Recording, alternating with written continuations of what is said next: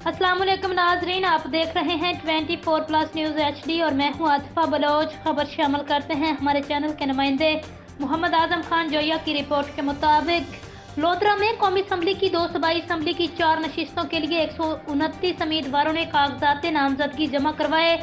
NA 154 के लिए 14 उम्मीदवारों ने कागजात नामजदगी जमा करवाए। NA 155 के लिए 20 उम्मीदवारों ने कागजात नामजदगी जमा करवाए। PP 225 लोधरा 1 के लिए 19 उम्मीदवारों ने कागजात नामजदगी जमा करवाए। PP 226 लोधरा 2 के लिए मजीद 27 उम्मीदवारों ने कागजात नामजदगी जमा करवाए। PP 227 लोधरा 3 के लिए 25 उम्मीदवारों ने कागजात नामजदगी जमा करवाए।